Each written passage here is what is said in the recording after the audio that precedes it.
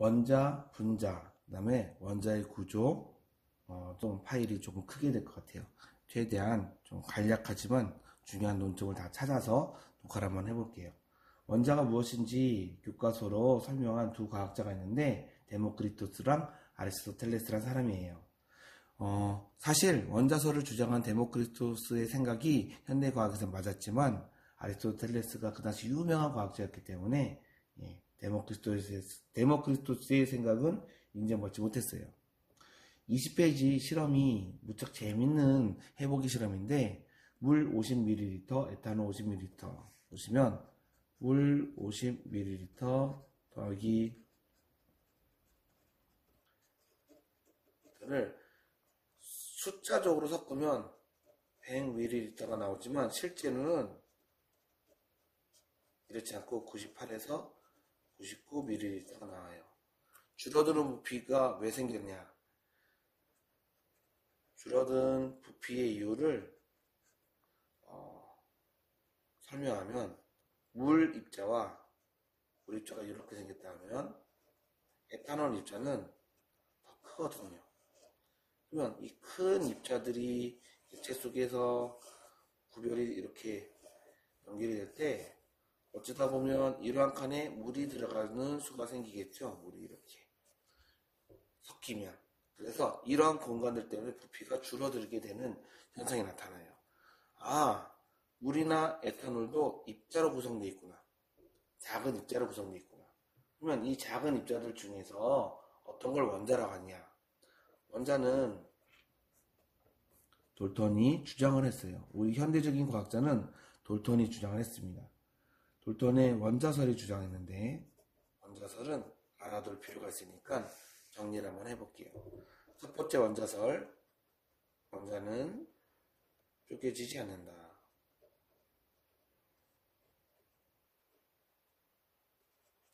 두 번째, 같은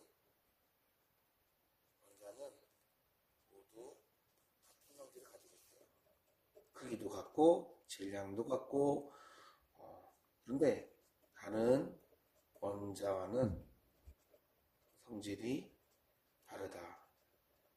이렇게 되는 게 두 번째 가설이고, 세 번째 원자설에서는 화학 변화에서는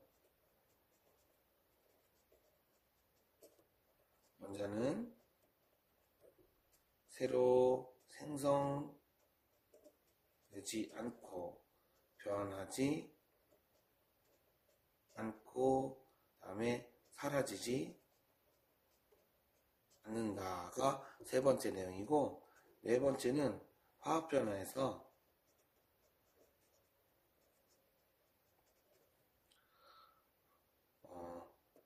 원자들은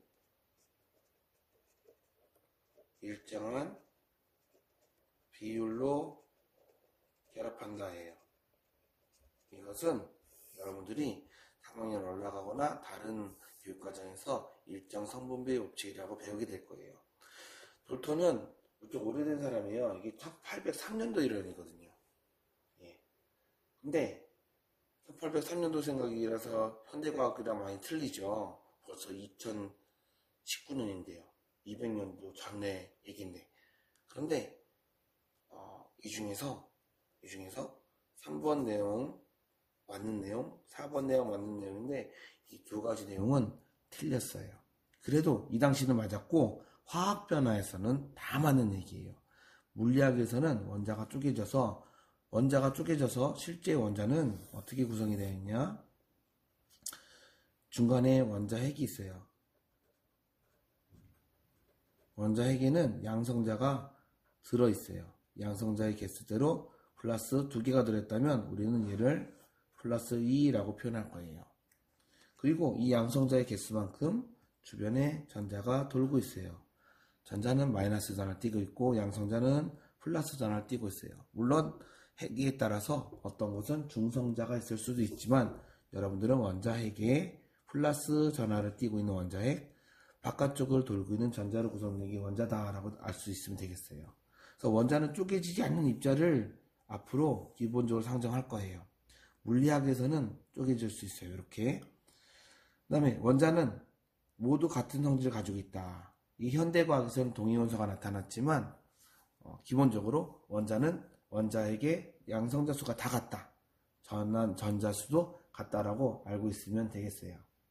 그러면 이 돌턴이 말한 이 원자설에 의해서 원자가 이렇게 구성이 됐다면 크기는 어느 정도일까요? 수소 원자의 경우에 매우 작아요. 100억이면 10이 10개예요. 분의 1m예요. 수소 원자의 크기가. 그리고 이것의 10만 분의 1 정도가 10만이니까 5개예요. 이 길이의 10만 분의 1이 원자핵의 크기예요. 이만큼 들어있는 거. 그러니까 원자는 매우 작고 원자핵은 더 작다는 사실을 알 수가 있겠죠. 여기 원자핵은 플러스 전할 때가 있고 마이너스 전할 때가 있다. 그래서 여러분들이 2단원에서 전자가 이동해서 플러스 전할 땐 대전체가 만들어질 수가 있고 전자가 더 들어와서 마이너스 전할 땐 대전체가 만들어질 수 있다는 것도 알게 됩니다. 그러면 원자가 작다는 사실을 알았으면 여러분들은 원자를 어떻게 표현할 수 있는지 한번 볼게요. 원자를 표현하는 방법은 기본적으로 우리 교과서에서는 어떻게 설명을 했냐. 플러스 4의 원자핵을 가지고 있으면 전자를 4개를 그려라 라고, 즉 원자는 원자핵의 전하수와 플러스 전하수와 전자수가 같다고 배워요. 근데 우리 학교에서는 조금 더 정확하게 앞으로 여러분들이 공부할 걸 대비해서 이렇게 알려줄 거예요. 기본적으로 이 내용은 똑같아요. 플러스 4를 가지고 있을 때 바깥쪽에 전자를 그릴 거예요. 어떻게 그리냐? 첫 번째 껍질이라는 게 존재하고, 두 번째 껍질이 존재하고, 세 번째 껍질이 존재하는데, 전자는 안쪽부터 차곡차곡 쌓이는데 2개까지 들어갈 수가 있고, 최대 2개. 여기는 무조건 2개. 여기에 100개여도 2개가 들어갈 수 있어요. 무조건 2개. 그 다음 전자는 8개까지 들어갈 수가 있어요. 근데 8개까지 들어갈 수가 있는데 플러스 하니까 2개만 더 그리면 4개가 돼서 끝으로 원자를 표현할 거예요. 예를 들어서 여기에 전자가 20개가 있다면 플러스 20이죠. 바깥쪽에 전자 껍질이 여러 개가 존재할 수 있는데 사실은 또 꼭 동그란 모양이 아니에요. 다른 모양도 많지만 그것은 다른 모양은 너무 어려워요. 고등학교 올라가서도 다른 모양 들어가는 거 다 안 배우고 껍질로만 공부할게요. 첫 번째 껍질엔 2개까지만 들어갈 수가 있어요. 두 번째 껍질에는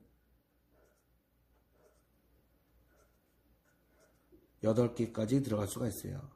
제가 그리는 걸 봤더니 어떤 게 있냐, 좌우 위아래 대각선으로 그렸죠. 이래야 까먹지 않을 수 있어서 그래요. 좌우 위아래 빈칸을 채우면 지금까지 제가 몇 개 그렸냐, 18개 그렸어요. 그리고 바깥쪽에 2개 더 그리면 20개죠. 네. 이처럼 그릴 때 2 채우고 8개 채우고 8개 채우고 그 다음 채우는데 요 숫자를 외우면서 2, 8, 8 채우면서 안에 있는 숫자만큼 전자를 그리는 게 원자를 그리는 걸로 설명을 해줬어요. 제가 플러스 20을 했으니까 얘는 칼슘이 되겠죠. 네. 여러분들은 이미 시험 공부로 원소기를 다 알고 있다고 해서, 그래서 교과서 페이지 23페이지에 보면 원자를 그리는 실험이 있는데, 해보기가 있는데, 헬륨 플러스 2죠. 리튬 플러스 3이고, 탄소는 플러스 6이죠. 질소는 플러스 7이에요. 바깥쪽에 전자가 2개, 3개, 6개, 7개를 288 규칙 안에서 한번 그려보시면 시험 공부하는데 큰 도움이 될 거예요. 그러면 이렇게 분자, 원자를 배웠으면 이제 분자를 알아야죠. 분자는 교과서 24페이지에 그 설명이 적혀 있죠. 분자가 어떤 거냐. 분자는 어떻게 설명이 됐냐면 독립된 입자로 존재해야 되고요. 물질의 성질을 가진 가장 작은 입자입니다. 이게 분자예요.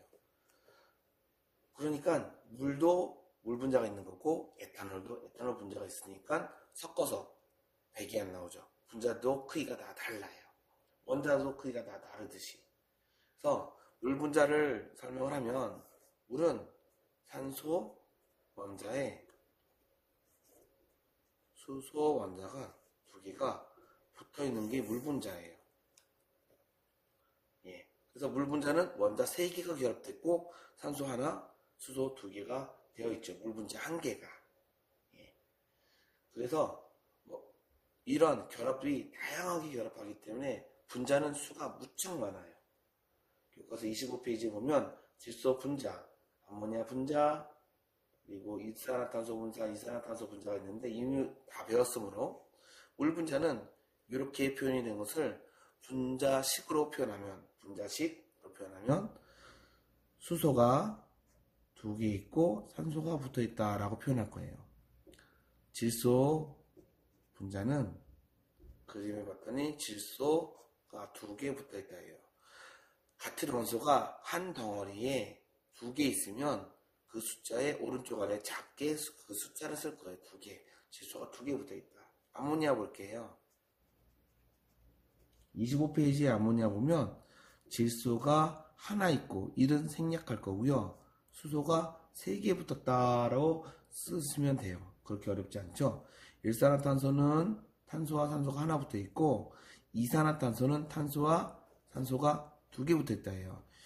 그러면 2개 산화탄소라고 하고 산화탄소라고 하는데 여기 숫자 1이 생략되어 있으니까 1산화탄소, 2산화탄소라고 한글로 이름을 부르고 있어요. 그러면 우리 교과서에 25페이지에 매연 그림이 있는데 하나 더 설명을 해볼게요. 매연 그림에 봤더니 일산화탄소가 4개 있고 얘가 4개 있어요. 그럴 때 4CO, 4CO2라고 쓸 거예요. 요 숫자 4는 이 덩어리가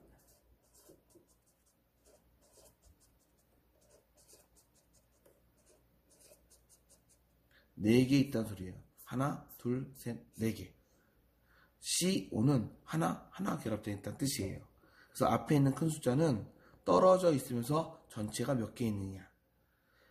여기 있는 작은 숫자는 이게 한 덩어리 안에 몇 개 붙어 있냐로 구별을 하시면 쉽게 분자식을 이해할 거예요. 근데 이 세상에 분자식만 있는 게 아니거든요. 다시 공부하면서 볼게요. 원소 기호가 존재하죠. 이제 원소 기호는 교과서 26페이지부터 나와 있는데 원소 기호는 솔직히 말해서 선생님이 크게 설명해 줄 게 없어요. 외우셔야 돼요. 27페이지에 있는 것들 다 외우시고 1번부터 20번까지 외우셔야 돼요. 원소 기호 나타내는 방법이 중요하니까 이것만 설명해 줄게요. 첫 글자는 무조건 대문자입니다. 첫 글자 무조건 대문자. 무조건 대문자. 무조건 대문자. 두 번째 글자까지 써도 무조건 대문자입니다. 무조건 대문자. 첫 글자는 무조건 대문자. 그런데 두 번째 글자는 소문자가 됩니다. 두 번째 글자를 쓸 경우는 소문자가 됩니다. 그래서 여러분들이 이렇게 쓰는 것은 원자 하나지만 이렇게 쓰는 것은 이게 원자 하나예요. 실제로 코발트가 존재하거든요. 이렇게 쓰면 답으로 이걸 쓰고 싶었는데 이게 일산화탄소죠. 답으로 일산화탄소 쓰고 싶어서 이렇게 쓰면 다른 물질을 쓰는 거므로 대문자와 소문자는 확실하게 구별하셔야 돼요. 여러분들이 앙금 수행평가 볼 때 이렇게 쓰는 친구들이 무척 많았어요. 틀린 거예요. 산소가 소문자죠. 네. 규칙도 안 지켰고요. 산소가 소문자라서 이렇게 쓰고 다 틀리게 할 거예요. 결론이 대문자, 소문자를 구별해라 해요. 그리고 이거는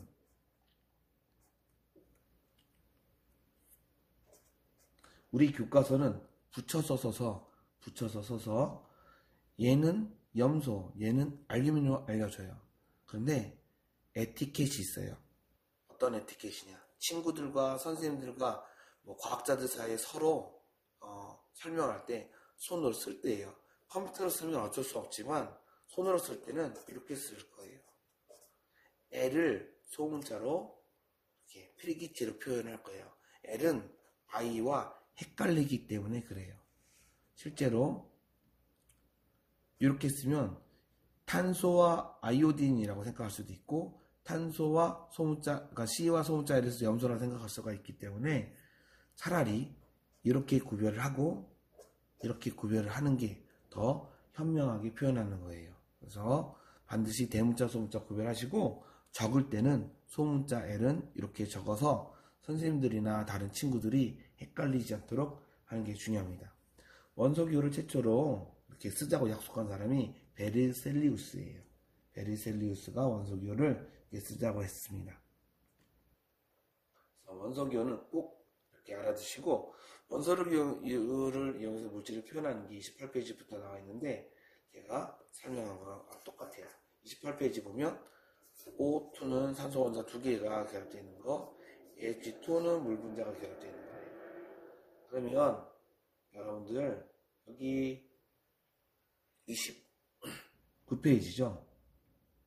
29페이지에 있는 위에 빈칸 채우는 거 한번 볼게요. 빈칸 채우는 거 보면 CO2 이산화탄소 채워야 되는 거죠. NH3 암모니아 태우는 거예요. 그리고 메테인은 CH4가 되겠죠. 왜냐면 탄소 하나에 수소 4개가 있으니까. 이렇게 분자식을 쓸 수가 있어야 돼요. 근데 이 세상에 분자식으로만 존재하지 않는 물질도 있어요. 바로 화학식이 존재하는데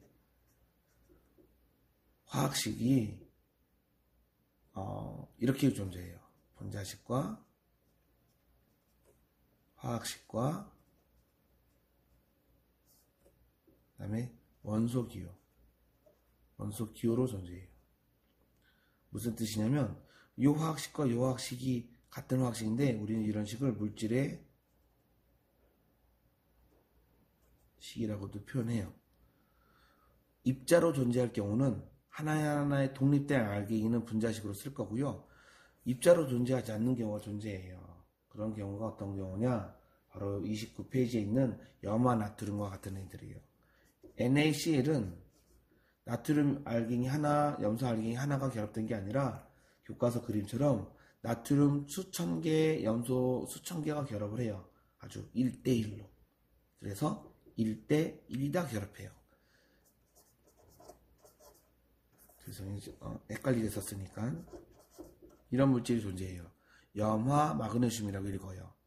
근데 이런 물질은 마그네슘 알갱이 하나에 염소 알갱이 2개가 결합한 물질이 아니고 마그네슘 100개면 염소 알갱이 200개 1대2로 결합해요. 이런 것들은 비율로 결합을 하고요. 구리나 헬륨이나 철처럼 한 가지 물질로 이루어졌으면 그냥 원소기호를 쓰는 것이 방법입니다. 여기까지 물질의 식에 대해서 또 원자 분자에 대해서 공부했습니다.